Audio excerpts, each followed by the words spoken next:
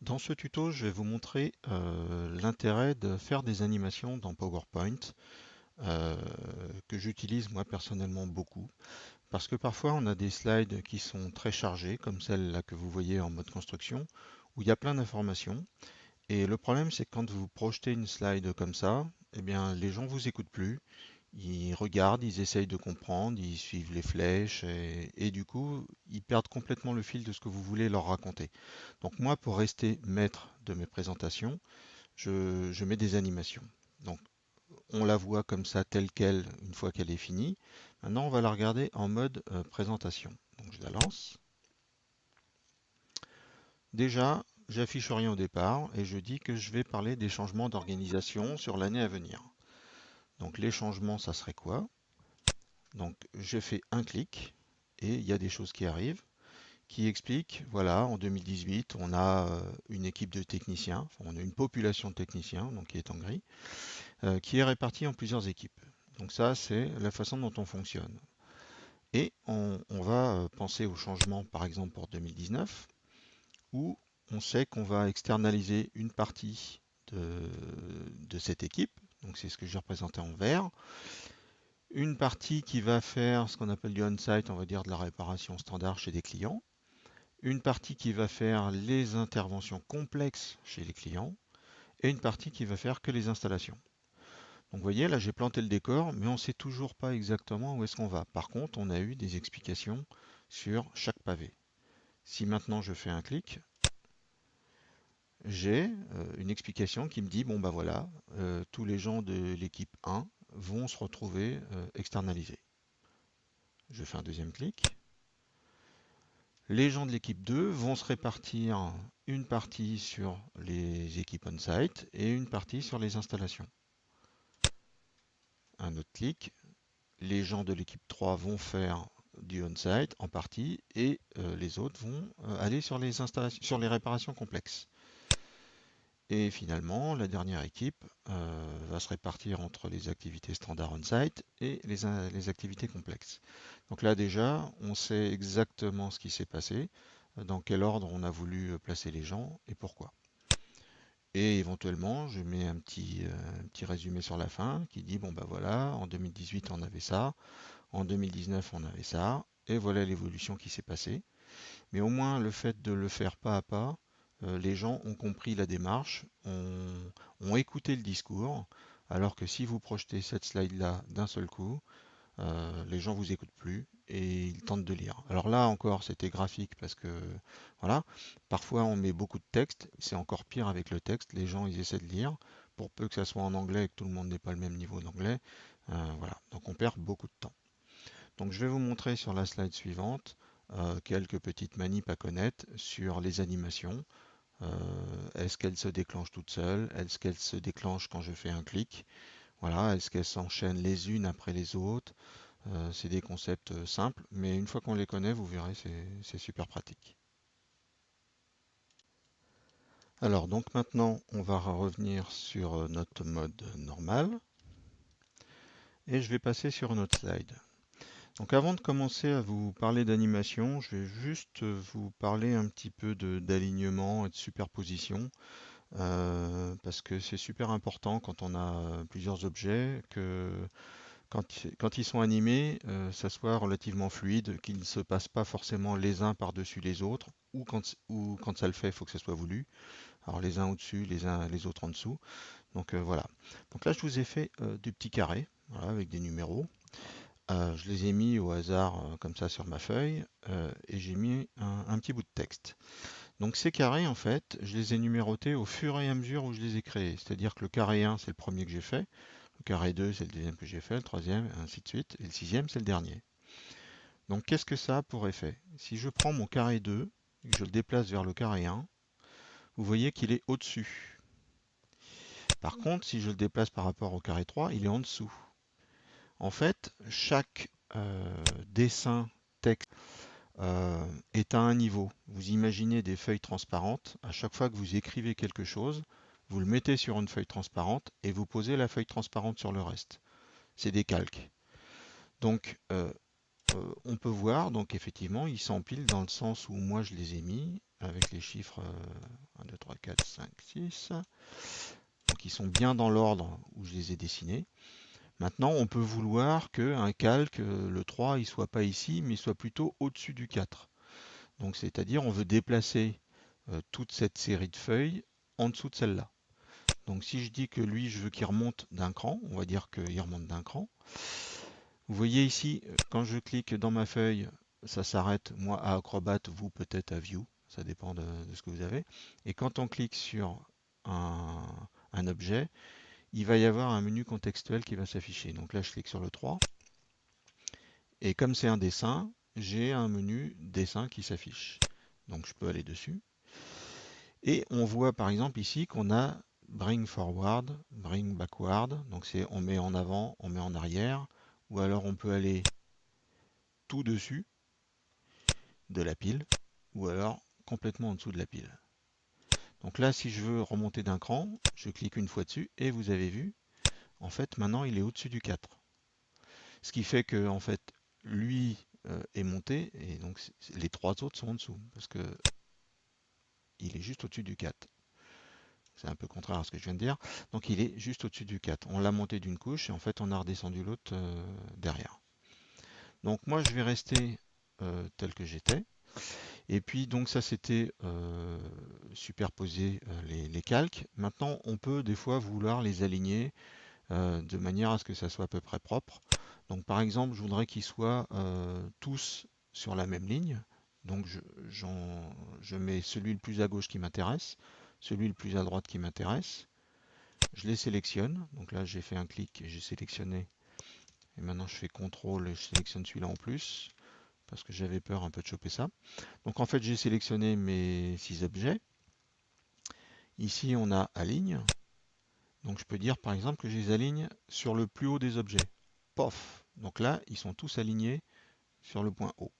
S'ils n'étaient pas de la même taille, ils seraient tous alignés sur le haut. Donc ça ferait une petite vague en dessous. Mais bon, voilà, c'est ce qu'on veut.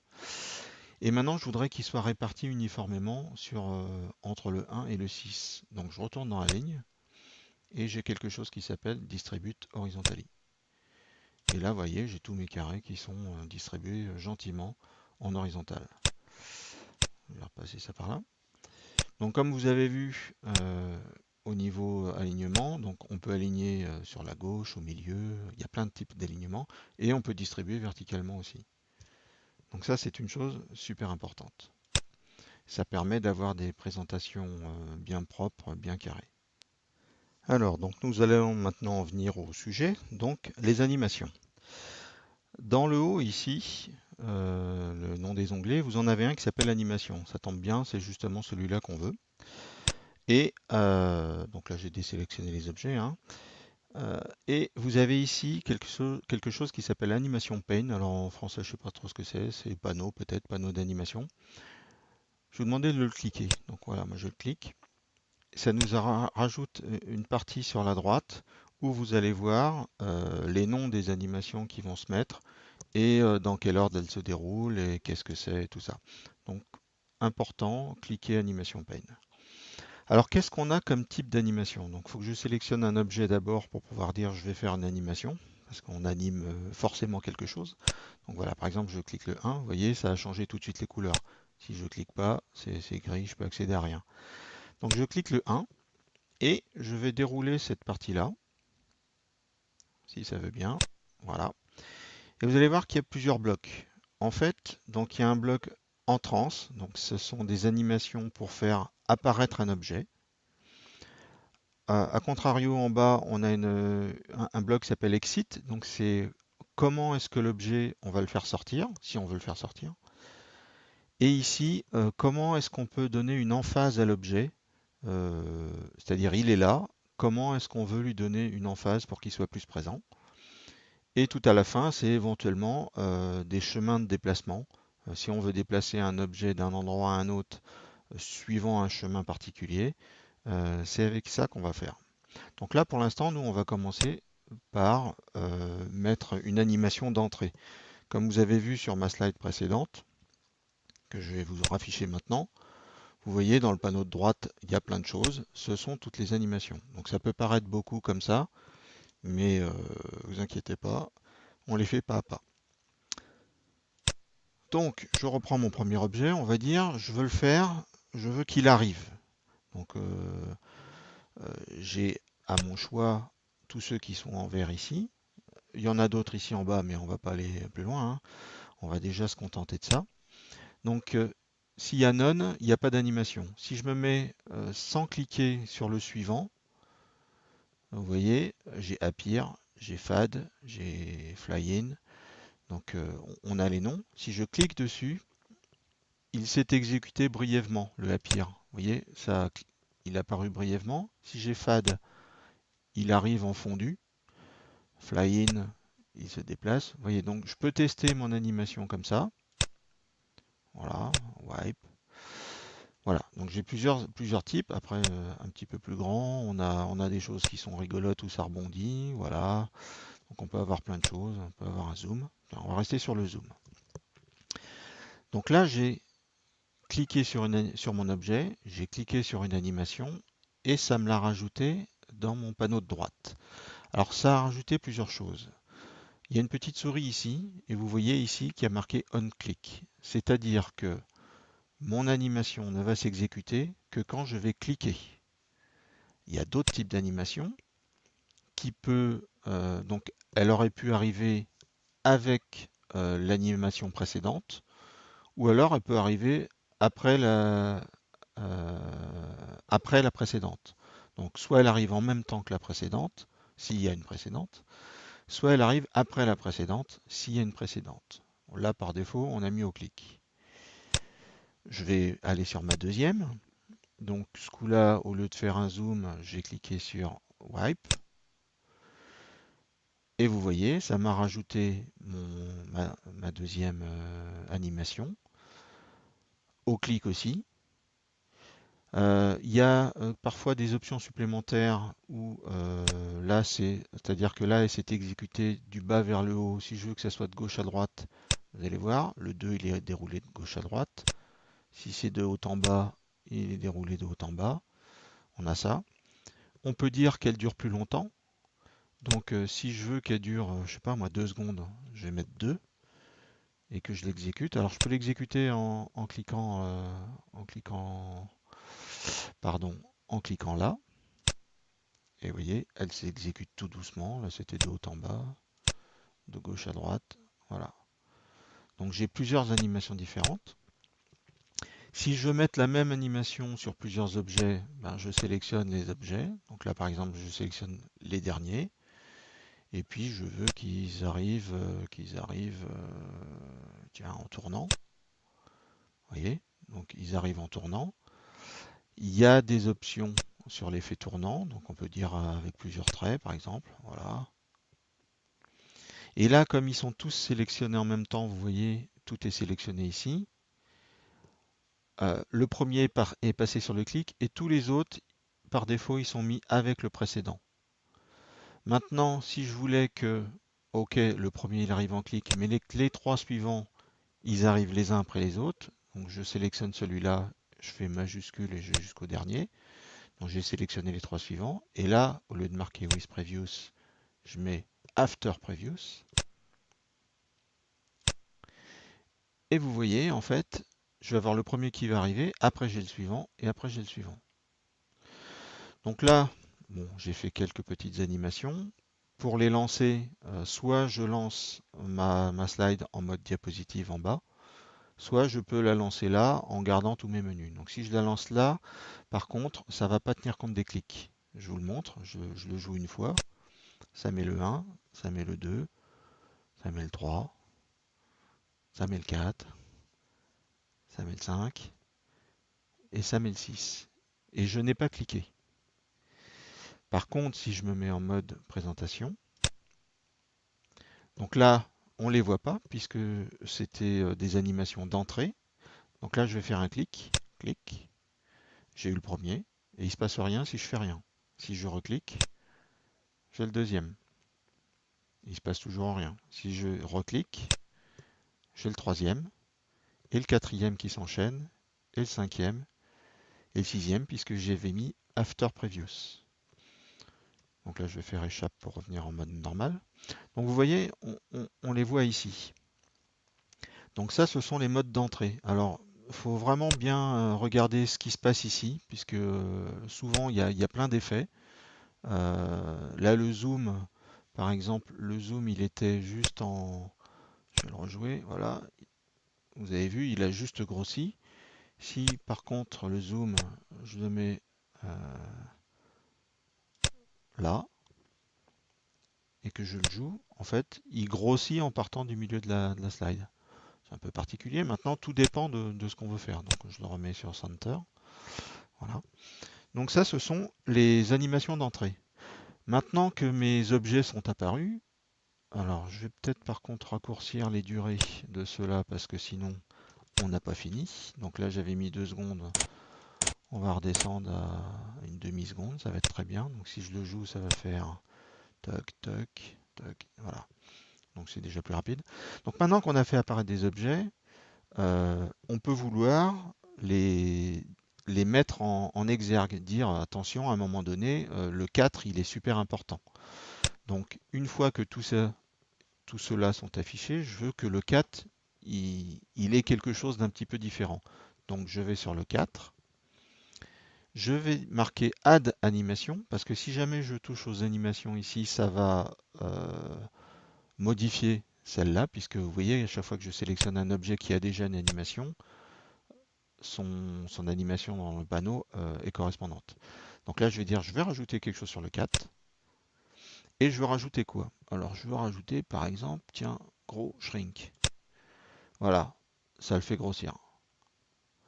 Donc, c'est une façon, si je mets ma slide en mode diapositive, je clique une fois, j'ai le 1, je clique une fois, j'ai le 2, je clique une troisième fois, voilà. Et il ne se passe rien puisque mon animation d'emphase, elle est sur le clic. Si je clique, hop, j'ai le 4 qui grossit. Donc ça, c'est ce qu'on appelle les emphases. Alors, on peut, là je l'ai mis au clic, comme d'habitude, hein, je pouvais faire, par exemple, jouer après les derniers, dire que voilà, il grossit. On a des options. On peut le faire grossir dans tous les sens, ou qu'en vertical, ou qu'en horizontal.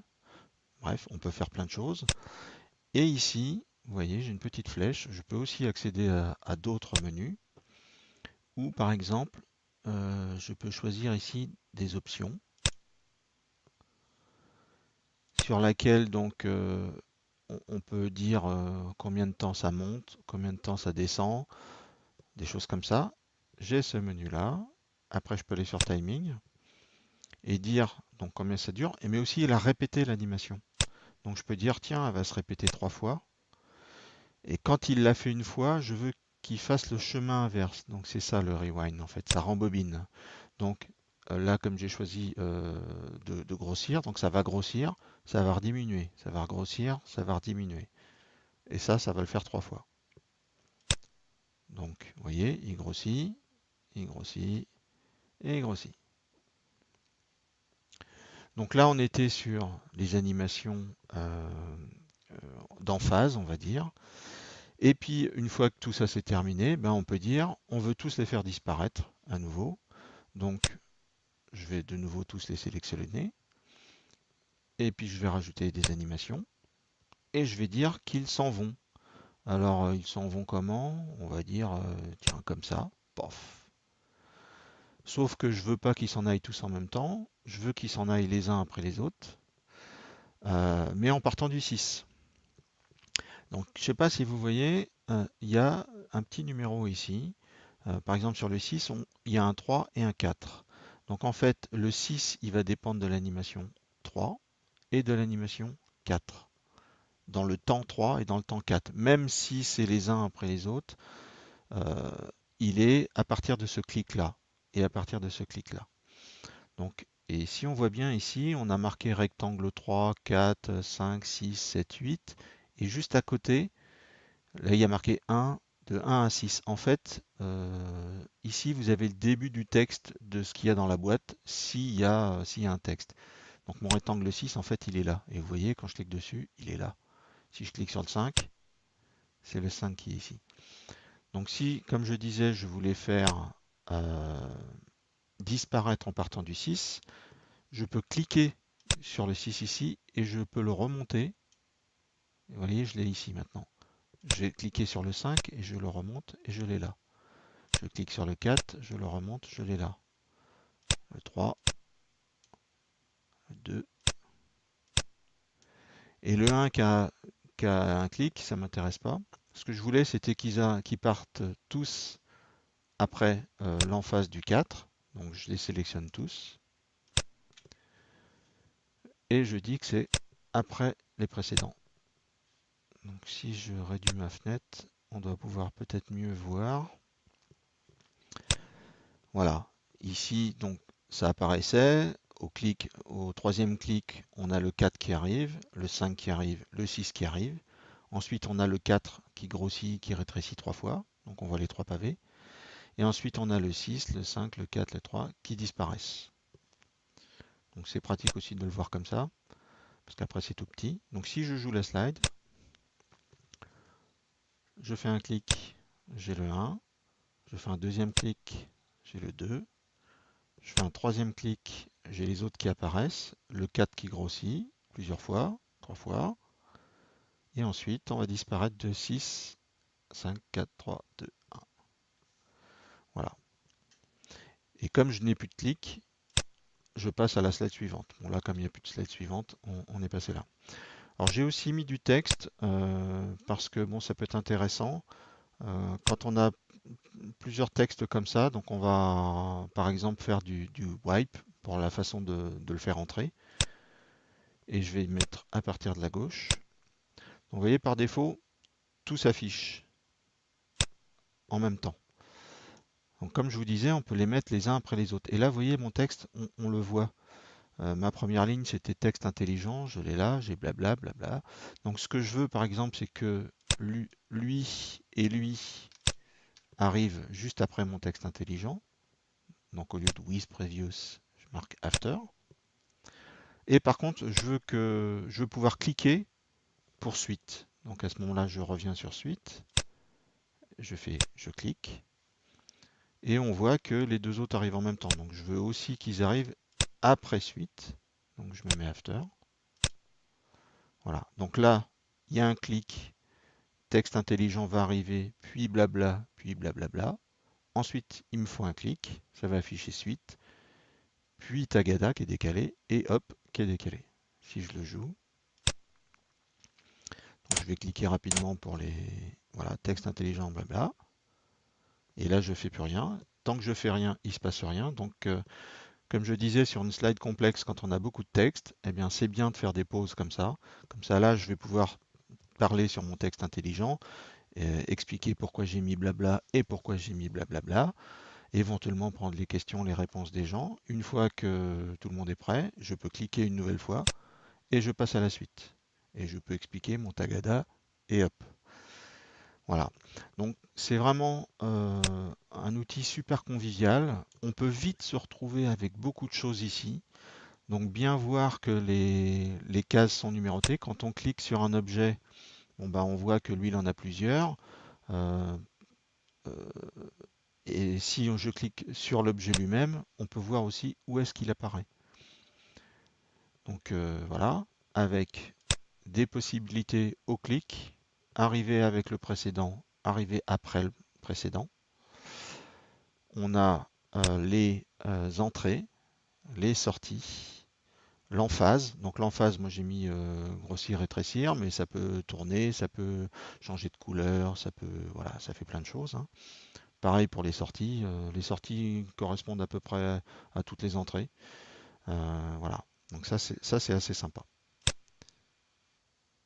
Donc la dernière animation, c'est l'animation de chemin.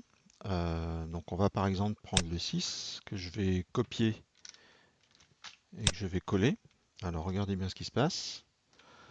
Je l'ai collé, mais ça m'a récupéré également ces animations. Donc il faut faire très attention quand on a des objets qui ont déjà des animations, quand on les copie-colle, l'animation suit. Donc là, je vais les supprimer. Donc ils sont sélectionnés, j'ai qu'à faire supr. Voilà. Ah pardon, j'ai supprimé mon objet, je dis des bêtises. Donc je recommence, je copie, je colle. Donc là j'ai mon objet. Et sur les deux animations, je vais les sélectionner. Ces deux-là, je fais supr. Voilà. Donc mon objet maintenant, il n'a plus d'animation. D'ailleurs, il n'a plus rien à côté.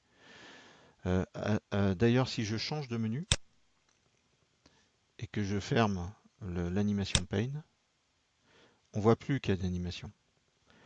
Donc si je vais dans animation et que je réaffiche animation pane, donc là déjà on le voit. C'est important d'aller voir parfois si on veut comprendre pourquoi il y a des animations ou pas. Donc là, on va dire par exemple que celui-là, je veux lui faire un chemin particulier. Donc je vais rajouter une animation. Ce coup-là, ça va être un chemin, donc ça peut être une ligne droite, ça peut être un arc de cercle, un rond, un loop. On va prendre un plus compliqué, le custom path. Donc vous voyez, j'ai une petite croix maintenant, donc je clique une fois. Et vous voyez, ça me fait un fil élastique. Donc on va dire, et à chaque fois que je vais cliquer, il va se passer quelque chose. Tac, tac, vous voyez, je fais un truc un peu biscornu. Et quand j'ai fini, par exemple, là, je vais double-cliquer. Et vous voyez, hop, il a suivi le chemin que j'ai fait. Bon, c'est rigolo. Donc il y a les mêmes déclencheurs, donc soit au clic, soit après le précédent, soit avec le précédent. On peut lui mettre une durée plus longue parce qu'effectivement, un long chemin comme ça, ça peut être utile de le faire tout doucement. Donc vous voyez, là je l'ai fait plus. Voilà. Donc ça c'était pour le chemin. Quelque chose aussi que je voulais vous dire, donc comme on l'a copié, vous avez vu qu'il avait récupéré, euh, il avait hérité, on va dire, des animations qu'il avait juste avant. C'est pareil, il y a quelque chose dont il faut se méfier, c'est par exemple je vais grouper deux objets. Donc là j'ai le 5 et le 6, je retourne dans mon menu principal, je vais dans Arrange, je les groupe. Et bien vous voyez, ils n'ont plus d'animation du tout. D'ailleurs si je le joue, on va bien voir que 1, 2, ouais, ils apparaissent dès le départ. Ils n'ont plus d'animation du tout. Ils vont pas disparaître. Voilà, il n'y a plus d'animation. Bon bah là on est sur notre texte intelligent. Voilà. Donc quand on groupe des objets qui ont des animations, les animations disparaissent. Si on a un groupe d'objets, comme là par exemple, et que je lui rajoute une animation, je sais pas quoi, qui rebondit, voilà. Donc ça apparaît ici sous un nom groupe 2, donc il y a bien ça. Donc là maintenant il joue correctement. Et si ce groupe, je le dégroupe, et bien là aussi je perds mes animations. Donc attention, avant de lancer dans les animations, de mon point de vue, il faut que la slide soit parfaitement finie. Tous les objets que vous voulez grouper doivent être groupés avant. Tout doit être en place. Et la dernière chose à faire, c'est l'animation. Parce que si vous revenez sur quelque chose qui a été groupé, ou voilà, ou que vous voulez grouper des choses pour qu'elles arrivent en même temps sans jouer sur les animations, vous allez perdre le bénéfice de tout ce que vous avez fait avant. Donc ma recommandation, c'est on construit sa slide d'abord, en fait on jette tout au départ, tout son texte, tous ses dessins. Ensuite, on aligne tout proprement pour donner sa gueule finale à la slide. Et une fois que ça c'est fait, on joue avec les animations, mais pas avant. N'hésitez pas à partager cette vidéo et à m'envoyer vos feedbacks à l'adresse indiquée en bas de cet écran. Merci.